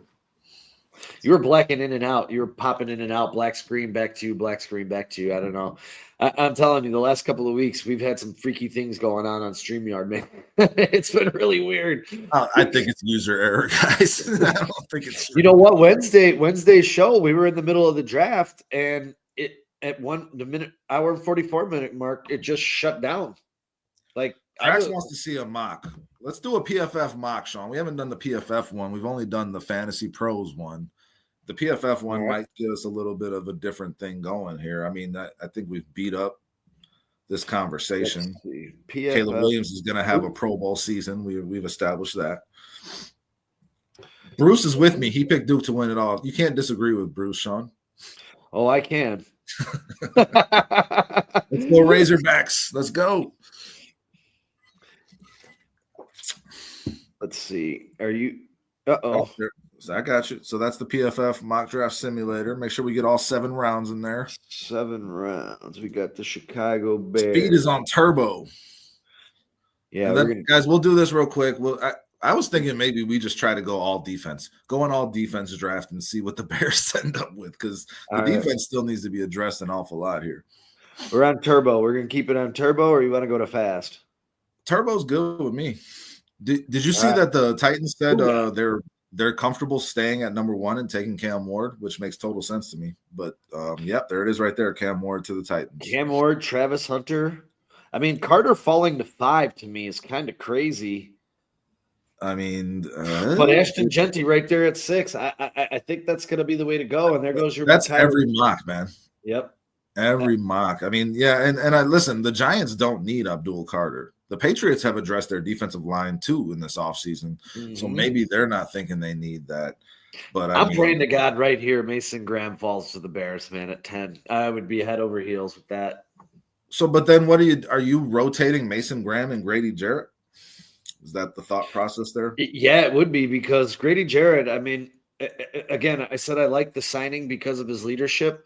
But if you look at his last couple of years, he's a player in the decline, and you need that guy that's going to come in and give you that little uptick, and that's going to be this guy, because Mason Graham is all gas, no brakes, man. This guy is on film just looks relentless. Look at that. T-Mac went to the Saints. Listen, I will say this, man. I think it's going to be a foregone conclusion. The Titans need a quarterback. They're going to take Cam Ward. I agree. And I mean, what you don't see here is Shedeur Sanders in this top 10, in this top 9 before the Bears pick at 10. If you're a Bears fan, you really want to see Sanders go in this before the Bears pick, because that pushes one more position player towards the Bears. I think the Saints taking a receiver over Sanders would be stupid. And Trax is kind of commenting here on the drafting Graham to sit on the bench. I mean, he would be taken over for Jarrett eventually, but it's like, if you made that signing for Grady Jarrett, you're now drafting a guy in Mason Graham, who we all like, and is one of the top 3 players in this draft in my mind. But you're now drafting that guy to, play the same position that you just signed Jarrett to play. So that's a good rotation. We That's a just good talked rotation. about we need depth at that defensive tackle 100%. position. So, and again, man, I love the leadership this guy brings. I'm not like, oh, the defensive line changed because we got Grady Jarrett. That's all. That's for sure. No, I agree. And Jared is not the future. Graham would be. Right. So there's that as well. I mean, I like Jahdae Barron an awful lot. That's an awesome guy in this draft at cornerback. Jihad Campbell, hell of a linebacker. Tyler Warren is Trax's guy. He's maybe the best linebacker in this draft. He's definitely the best Campbell? linebacker in this draft. Yeah, without a question. Not even close. I would not mind replacing a linebacker on our team. Will Johnson is the best cornerback in this draft, and he's still on the board. What do we got by way of edge? Well, just I mean, honestly, we still have we don't have a third linebacker, do we? Currently, I mean, amen. We don't have a third linebacker currently, do we? Yeah, I get it. Yeah, amen. no. Amen. Shamar Stewart is right there, guys. I love Shamar Stewart. See, this is why I wanted to do the PFF one, because his ranking is much lower here than it is on any other mock simulator that I see. Yeah, I haven't seen, there was a couple players here that I haven't really What are our trade offers, Sean? I don't see trades right there. It says 4 next to it. Oh, right shit. above the players. Yep. So Los Angeles is offering us 22, 55, 86. What is? Are we supposed to build the trade? I guess I've never done a trade on this one. Interesting. So they don't offer them straight up. This is us offering it. So who else would be willing to trade? Hold on. Yeah, these are offered trades, forced trades. I guess that's scroll down there. Yeah. Hit that drop down. We're learning this on the fly, guys. Bear with us. The drop down where it says Los Angeles Chargers, Sean. Yeah, this is it. It went up. Oh, that's it? There's nothing. So these are the teams interested. The Chargers, the Ravens, Chiefs, and the Saints. Where are you seeing that? Right here. You don't see it? No. It went up. That's why. It went too high on the screen. Oh, okay. I don't know that I can pull it down here. Let me try that's that. all right. Ravens, Chiefs. No. Ravens, Chiefs, Chargers, and who? Chargers, Ravens, Chiefs, Saints. What if we said to the Chargers, give us 22, 55, and 86. We'll give you 10 and 7 and 10 and 148. 22, 55 for 10 and 86 and 1 and 86. Yeah, let's try it. Oh, this trade will likely be accepted. Let's try to get more. You know what the Saints are trying to trade for? I can force the trade. No, I don't want to force it. Throw in 125 or just do that. Trade accepted. Okay. All right, we're down to 22, boys. Let's see. We lost a lot of people. There's Abuka. He went 15 to the Falcons. Stewart went 11 to the Niners. Campbell. Shamar Stewart is a beast, guys. A beast. Shedeur Sanders wasn't drafted yet. That's interesting. Shedeur Sanders is on the board. So we still got Malachi Starks right there. What else do we got? Kenneth Grant's there. You got Grant, Harmon, Nolan. I like Nolan a lot. So do I. Nolan. Nolan would be a guy that I'd be. I like Derek Harmon a lot too. Actually, between Nolan, Harmon, and Grant, I'd be fine with all three.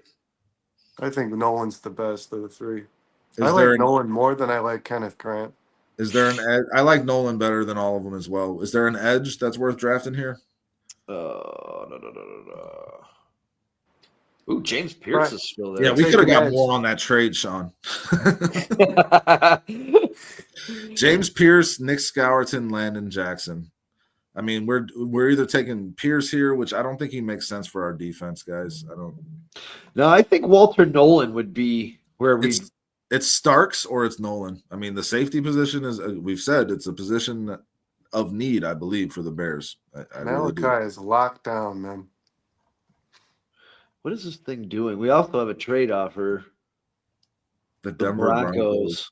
They want us They already picked in the first though, so we wouldn't get a first. Oh yeah, they wanted for 50-51. And they took Matthew Golden, which is I think is going to happen in this draft, guys. I think this guy's going to go from a projected high second round pick to the 15 to 20 range in this draft. I really believe that's going to happen. And Josh Simmons, is Josh Simmons still there? I got to figure out how to get back now. Why won't it let me go back? Oh, there it is. Draft a player. There you go. All right, here we go. Malachi Starks is still there. Is Josh Simmons still on the board? Oh, Josh Simmons. Sorry. Starks is a guy I would take. Simmons is a guy. Yeah. That's inside lineman. That's inside lineman. We're looking at guards here and centers. Do they not? Hold on. They got offensive tag. Okay, yeah, Josh Simmons is still there. And so is Kelvin Banks. So is Banks. I'm taking Starks or Banks probably here, guys. I'm with that. I like Starks an awful lot. I think he's the best value here. Banks would be a starter immediately for the Bears at left tackle. I really believe that. I know Sean is a Josh Simmons guy. Yeah, I would be going Josh Simmons. You guys want to go Starks so we can all agree? Yeah, let's do it. He's the ninth ranked player in the draft. We're getting our starting safety. I think, and Starks guys can play a lot of. Like Starks is your starter over Byard if Brisker's healthy. All right, we drafted Starks. Round of 39. Is Landon Jackson gone already? I don't think so. Let's find out. Nope. He's still there. We're going to have to take him now. It's either him or I would Skeleton. take him now. Well, you could probably take him at 41 if there's somebody there you wanted. I don't want to chance it. You want to take Landon? I'm fine with Landon Jackson. You think the Saints will take him? I think it's quite a possibility, but I mean, what else do you guys see? I mean, is there a tackle worth taking here? Let's offensive tackle? Tyleik Williams is still there. So these are your edges and your interior linemen. So we got 39, 41, 55, 72, and 86. Now here, let me ask you this right here. If you took Landon Jackson at 39 or Tyleik Williams at 39 and then went back and took Landon Jackson at 41, man, you just really fixed your defense in your first three picks. Let's do it. I mean, I'm down with all defense. Let's do Williams and Jackson in these next two picks. Let's see. Jackson's there, baby. There he is. I almost screwed up. I was going to take him first.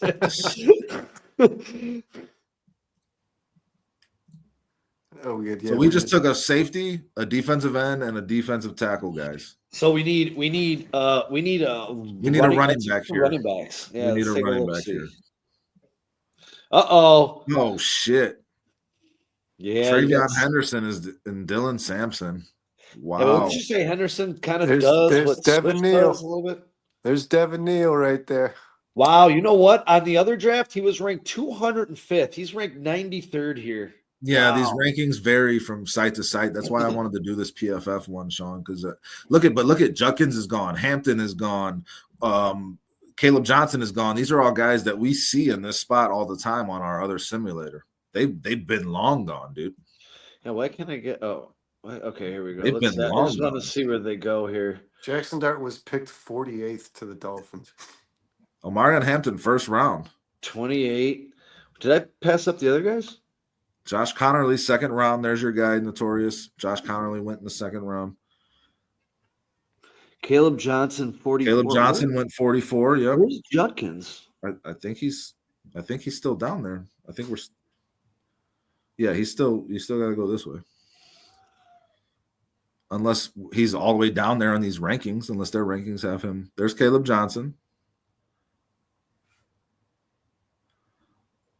Oh, there he is. Oh, yeah. God, that would be awful. Yeah. Right before the Bears. One pick before Quinshon Judkins. Are you fucking kidding me? Listen, I would say Travion Henderson here if I was making a vote for a running back. And again, I feel like he's kind of redundant with DeAndre Swift, but I think he has the potential to be a better all-around player than Swift. That's who I would go for. And if you want a power back, I mean, go Dylan Sampson, right? Yeah, I mean, that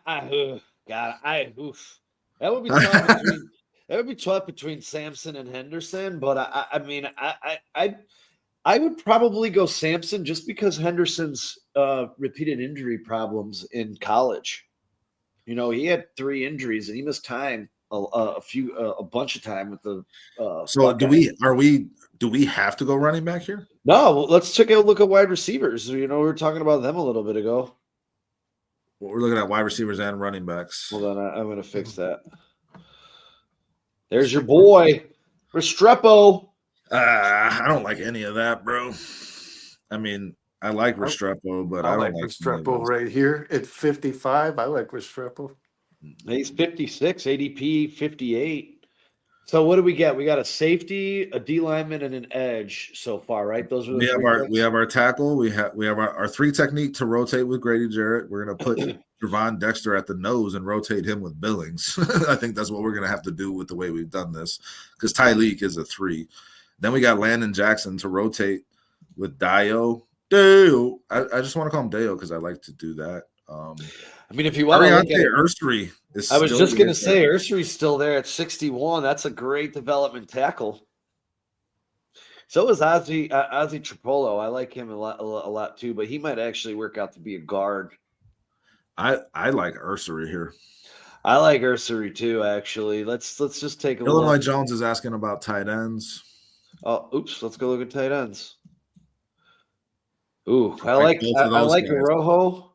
And Arroyo and Taylor, both of them. I'm an absolute in love with Gunnar Helm, dude. I think he's so underrated in this draft. Okay. So then we got some time to go get him because we still got 72. We still got 72, 86 before we get I think we go get our slot receiver right here, man. Hey, what does anyone in the chat think? What are you guys thinking, man? Talk to us. Talk to me, Goose. Who's the best overall? What's the best overall player on the board right now? Let's take a look. Restrepo is ranked 56 overall. So we're at 55. There's all. You're in all right now. So Shamar, but I don't know how to make it do all. It is all. You're in all right now. Oh shit. Okay. Yeah. So whoever Aomanar. Okay, yeah. Guys, if we don't take a running back here, we're not gonna get one unless you're thinking Devin Neal. That's for sure. I mean, we need a we need a linebacker too, possibly. I want to talk to Samson. I mean, Irsay's there. Like that. I'd be okay with Samson. Because it's hard being black and gifted. Sometimes I just want to throw it all down and get lifted. Is anyone in the chat? My neck and my back. Doctor said I need a backiotomy. Oh, God, Brandon, what are you doing? Why'd you do that to me? Sorry. Every time I see his name, literally every time, I just think I want to talk to Samson. This is the guy I was talking about earlier, man. RJ Harvey, dude. Look at this. 3,000 yards. If I wasn't Jamaican, then why would I wear this hat? Boy. Dylan Sampson, I think, is where it's at, man, here. What are you thinking, Brandon? If we're taking a running back, I like Samson. I'm not touching Scatterwell. I'm Henderson. I like Henderson. I do. I'm not concerned too much about his health. I like Samson more, though. You like Samson or Restrepo? I thought we were going running back. I like Restrepo of all the players left. I'm not taking a receiver in the second round if I'm the Chicago Bears guys. I'm just not. I think there's bigger positions of need, and I don't think Restrepo is that much of a talent that you jump over that. To personally, hell of a slot receiver, dude. The Bears don't have one. That's a good point. So it's a big position to need. We could be thinking out of the box here. If you guys are both on board with Restrepo, who am I to stop? I kind of. It's a big need. Parade. No, well, it's a big need for the Bears, but the Bears' needs here are RB, DL, and safety. It still says, not taking into account that we already drafted a safety. And a defensive lineman, too. We drafted 2 defensive linemen. I mean, if we don't take a running back is your biggest need. Running back is your biggest need. We need a power back to go into Ben Johnson's offense and spell DeAndre Swift for those tough yards. I agree. That's what we should go. We'll go Samson. Let's do it. 72. Let's just pray. At no point in his career does he need a backiotomy. What's Isaiah Bond and Tez Johnson? Pat Bryant's still there, but like Ursery Justin still just on the said board. Ursery's still there. Let's get That's our a left tackle, steal. dude. Yes, fuck yeah, it's a If steal. Braxton You Jones can't pass doesn't him work up. out, you've got your answer right there, dude. Yeah, we're taking him. And then we look, second pick. and then maybe your guy Gunnar Helm is there at tight end with his. I mean, we need a second tight end. Yeah, we need a second tight end. Sebastian Castro's still there, but we already drafted one. Yeah, we're good on Sebastian Castro. Thanks. Let's see, tight end. Gunnar Helm is still there. Helm and Fannin Jr. He's supposed to be a stud muffin too. Connerly went at the top of the second round, notorious.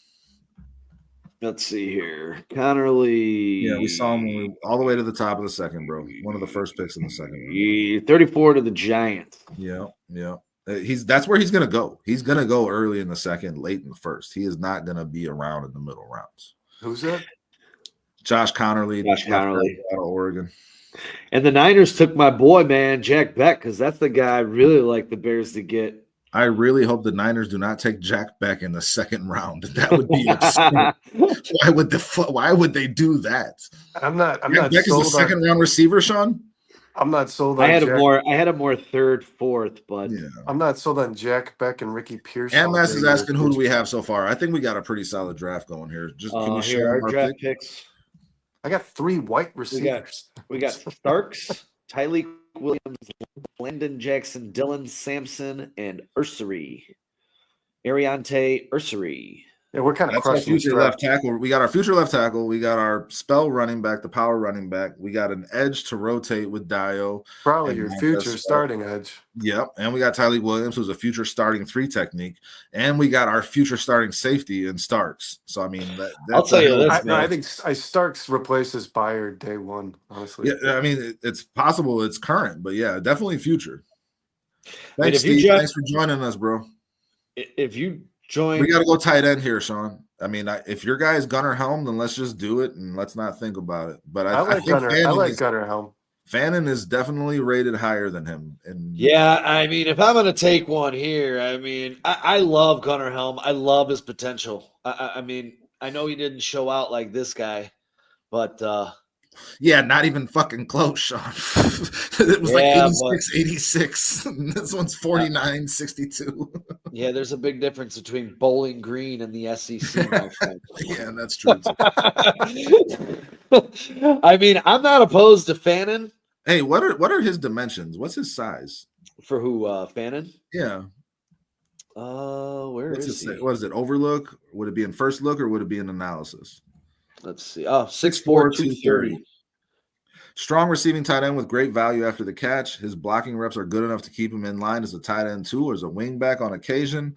But his bread and butter in the NFL will be as a tight end who you can quickly get the ball to for after the catch production and a tight end centric passing attack. Does that not sound perfect for Ben Johnson and his offense? Let's see what they say about Gunnar Helm. Did anybody else notice the age? Piece of shit who doesn't do enough.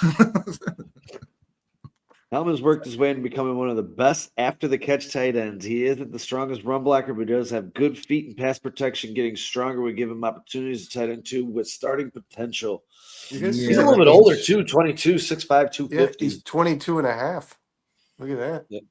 Yeah, and says Helm's bread and butter is now. Happy half birthday, Gunnar Helm. I've never seen that. Did you see the last one you looked at? He was listed at 20.6. That was his age. Is that what it said? Yeah, his age. 20.6. What the hell? No, he's not 20, Illinois Jones. He's 20.6. You know what? I'm gonna. I would go older. I would go with Fannin. Let's take Fannin. We got our tight end too, and he would work really well in Ben Johnson's offense. And basically, we're all the way down at the end. And personally, I would go linebacker here. And if my boy is here, I wouldn't mind taking him from Ohio State. Oh, he's long gone. This isn't like the other draft. Never mind.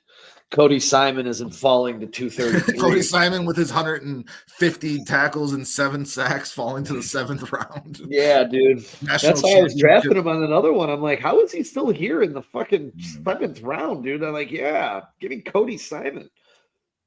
I see a lot of people drafting Cody Simon and the Bears. What's our all? Are you guys starting to pick up that like the general consensus is Tremaine Edmonds is not very liked by the Chicago fan base? Like not just us here at the 4 stars. I mean, his play has dictated that for sure. I don't even know where to go here. Special teams. We need a kicker. Guys, tell me in the chat Can what we you just think look at of all and Tremaine see who's the Edmonds. best player?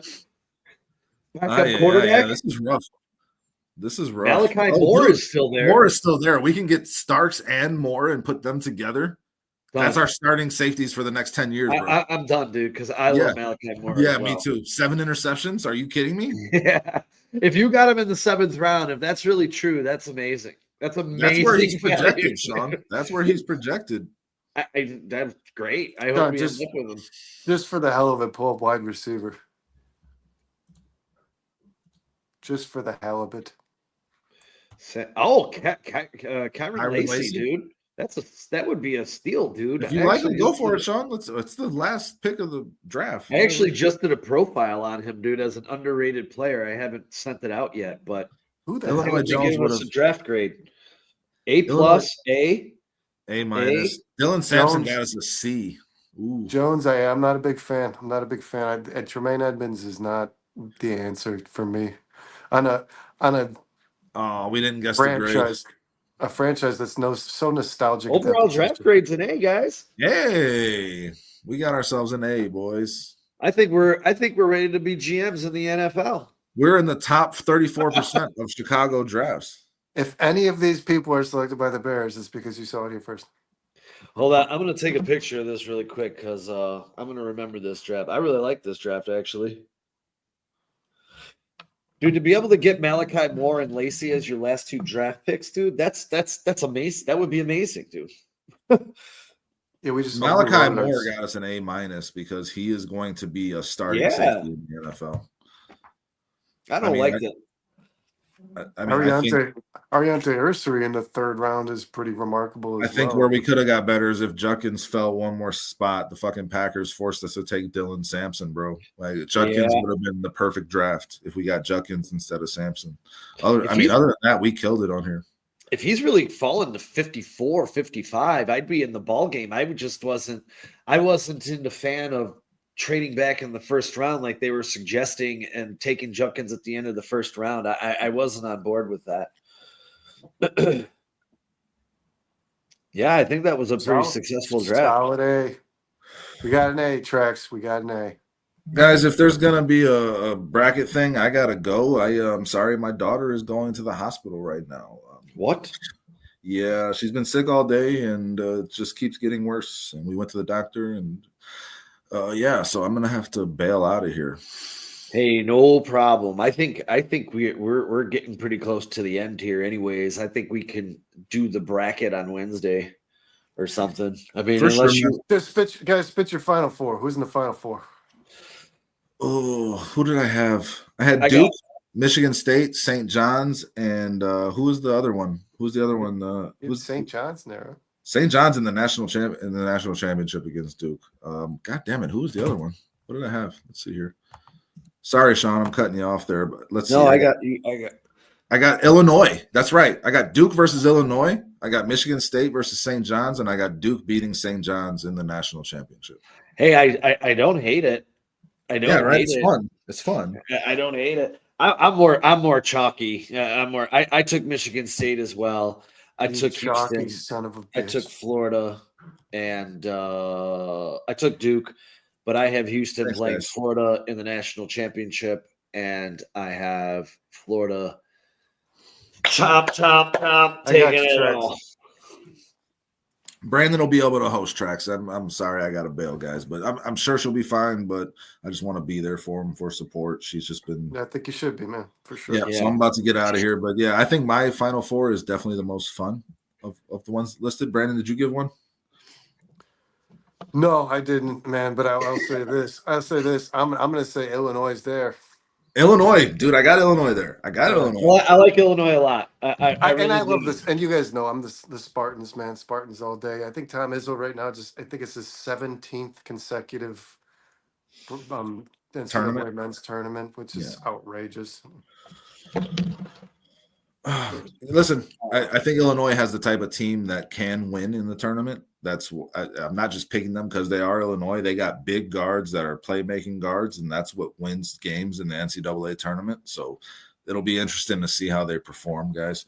And Duke has Cooper Flagg, and if he's back healthy, if he's not healthy, they ain't doing it. But, they showed they could win without him too. And obviously St. John's is just everybody plays on a string. Rick Pitino has those guys playing their asses off. So I like Florida. I like Duke, and I like Michigan Florida's State. really good. Yeah. I'll root for Illinois because they're Illinois, but I don't truthfully believe they'll All right, gentlemen, I got to get out of here. It's been a great show. Man. Thanks to everybody for being here. God Appreciate bless. it. All. Hope everything works out, brother. Yeah, it'll be fine. Guys.